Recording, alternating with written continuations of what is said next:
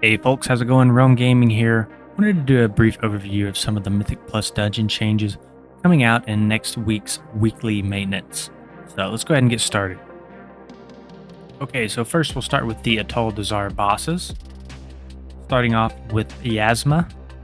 Yasma's racking pain can no longer be interrupted and is no longer a curse effect in Mythic Keystone difficulty. So that is the only small change to Yasma. Moving on to Priestess Alunza. Tainted Blood inflicts damage every 2.5 seconds. It was 3 seconds prior. Then we have Spirit of Gold's health, which was increased by 33%. So slight buffs here to the Priestess. Alright, moving on to the Atal Trash. Toxic Sard's Leaping Thrash no longer triggers Poison Claws on the target. So it looks like we're getting a slight nerf to some of these raptors near the center ring of Atal. The next mob receiving a slight nerf would be the Dazari Juggernauts. Their Merciless Assault ability damage has been reduced by 25%, and you will find these in the lower right hand corner of the dungeon.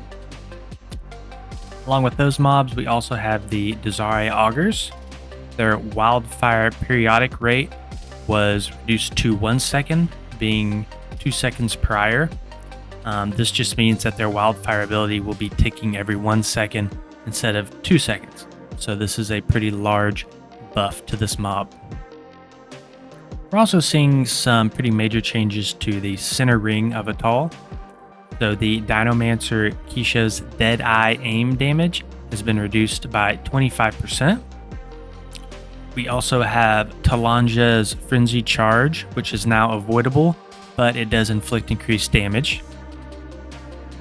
And then we also have Monzumi's Wild Thrash range, which was increased to 100 yards. So that's it for Atal. Let's go ahead and move on to Murozond's Rise. So this dungeon is seeing some nerfs. We have here the Infinite Keeper. His Radiant Barrier damage absorb has been reduced by 15%, and also the Radiant Barrier refresh damage has also been reduced by 25%. Moving on to Chronolore Deos.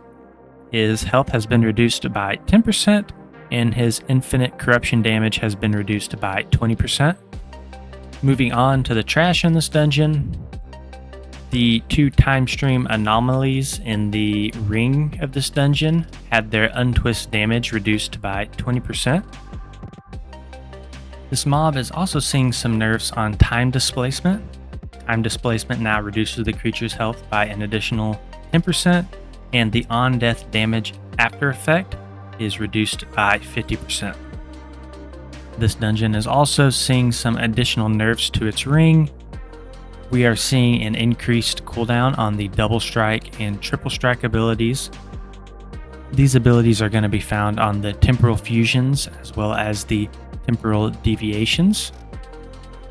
Alright, moving on to Throne of the Tides. Let's go ahead and start with the trash. Blizzard has reduced the total number of unstable corruption spawns, and unstable corruptions now spawn more consistently in the abyssal halls. We're also going to see some additional nerfs in the very first hallway of Throne of Tides. Once you go up the water elevator to the second floor, the Vicious Snapdragon's Razor Jaws inflicts damage every 1.5 seconds instead of every 1 second, and also their health has been reduced by 20%. Going back to the abyssal halls, the Gill Goblin Aquamage health was reduced by 20%, and the Gill Goblin Aquamage Aquablast cast time has been increased to 4 seconds. It was 3.75 seconds prior.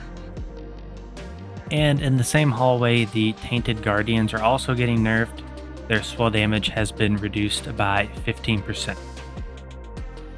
We're also seeing some nerfs to the Nazjar Sential's Crushing Depth Heal. Their absorb amount has been reduced by 15%. We are also seeing some nerfs to some of the bosses in Throne of Tides.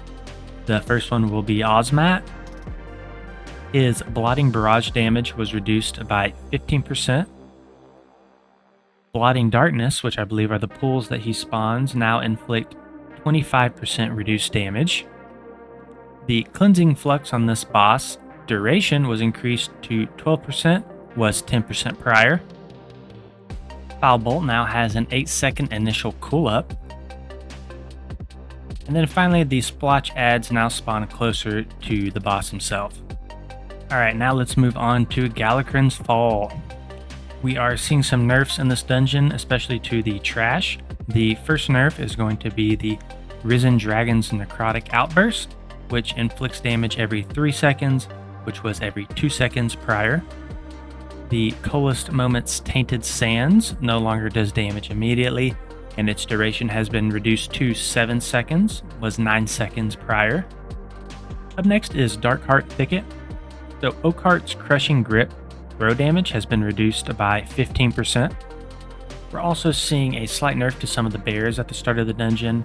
The Maddening Roar ability increases damage dealt by 20% per stack, and it was 25% prior. Moving on to Blackrook Hold. Spellspite Dominator's Sick Bats will now command up to 4 bats to attack their target. It was unlimited prior. And for the last dungeon on our list, we have Waycrest Manor.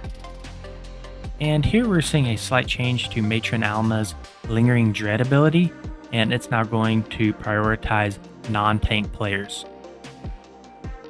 Alright guys, that's it for this video. Wanted to clip something up pretty quickly to give you guys an overview before next week starts.